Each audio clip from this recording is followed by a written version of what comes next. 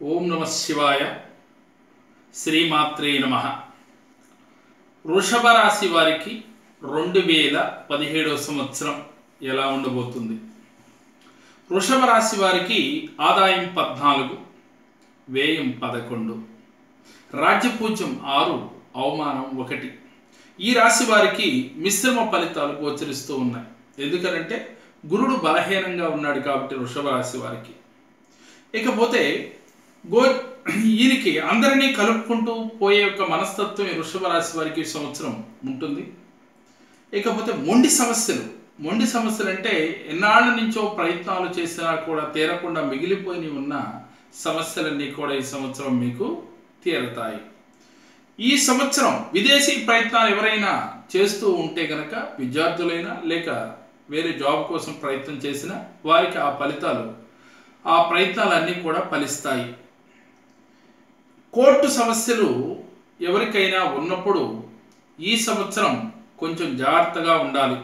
Court సమస్యల్లో చివరి వరకు కూడా మిమ్మల్ని ఇబ్బంది పెట్టి కోర్టు సమస్యలు మీకు సానుకూలంగా రావడానికి అవకాశాలు ఎక్కువగా ఉన్నాయి. ఇకపోతే stationery, printing, electronic, real estate వ్యాపారస్తులకు మాత్రం ఆశాజనకంగా ఉంటుంది. ఇకపోతే కొత్త వాహనాలు కొనటం కానీ అలాగే మార్చటం కానీ, లేనివారు కొంటారు, లేదు మీ పాత వాహనాలు ఉంటే మార్చే ప్రయత్నాలు ఈ సంవత్సరం చేయటానికి అవకాశాలు ఎక్కువగా ఉన్నాయి. ఇనుము, స్టీలు వ్యాపారస్తులకి ఈ సంవత్సరం ఫలితాలు మీరు ఆశించదగ్గట్లుగానే ఉంటాయి. ఇకపోతే ఈ సంవత్సరం మీకు చెప్పబోయేది ఏంటంటే, సినీ కళాకారుల్లో ఈ వృషభ రాశి వారు కొంచెం జాగ్రత్తగా ఉండాలి. కొంచెం ఆఫర్లు వచ్చినట్లే వచ్చి చేజారిపోతూ ఉంటాయి.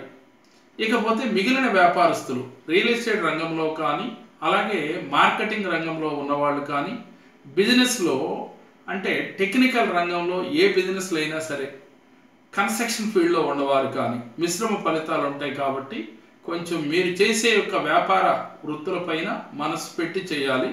చేసినట్లయితే మీరు మంచి ఫలితాన్ని పొందగలుగుతారు. ఈ రాశి వారు మరిన్ని మంచి ఫలితాలు పొందటానికి సింధూర ధారణ చేయండి. ప్రతిరోజు కూడా మీరు శనీశ్వరుడి యొక్క శ్లోకాలని చదువుకుంటూ ఉండండి. మీకు ఏ సూత్రం మీ నోటికి వస్తే ఆ సూత్రాన్ని మీరు ప్రతినిత్యం కూడా మనసులో జపిస్తూ ఉండండి. శివునికి రుద్రాభిషేకాన్ని ప్రతి సోమవారం కూడా, నెలకొక సోమవారం అన్న ఈ 12 నెలల పాటు రేపు జనవరి నుంచి చేయించే ప్రయత్నం చేయండి. అలాగే సింధూరం ప్రతిరోజు కూడా మీ నుదుటన పెట్టుకునే ప్రయత్నం చేస్తే మంచి రిజల్ట్ వస్తుంది. మీరు మాత్రం రుద్రుడికి ఎక్కువగా మీరు రుద్రాభిషేకాలు చేస్తూ ఉండాలి. మీ మెడలో 6 ముఖాలు 7 ముఖాలు గణేష్ ముఖి ఈ 3 కలిసిన పెండెంట్ ఒకటి మెడలో ఉన్నట్లయితే మంచి ఫలితాల్ని మీరు చూడగలుగుతారు. మా వీడియో మీకు నచ్చినట్లయితే లైక్ చేయండి, అలాగే మీ ఫ్రెండ్స్కి షేర్ చేయండి. మరిన్ని వీడియోలు మేము పెడుతూ ఉంటాం. ఇప్పుడు వృషభ రాశి గురించి ఈ వీడియోలో తెలియజేసాం. అలాగే మిథున రాశి గురించి కూడా తెలియజేయబోతున్నాం. అలాగే మీ నక్షత్రాలు 27 నక్షత్రాలు కూడా ఎలా ఉంటాయి, ఏమిటి, వాళ్ళ జీవితంలో ఎలాంటి ఒడిదుడుకులు వస్తాయి అన్నీ కూడా మీకు వివరంగా మేము ముందుంచబోతున్నాం. కాబట్టి ఈ వీడియోలన్నీ మీరు చూడాలనుకుంటే సబ్స్క్రైబ్ చేసుకోండి.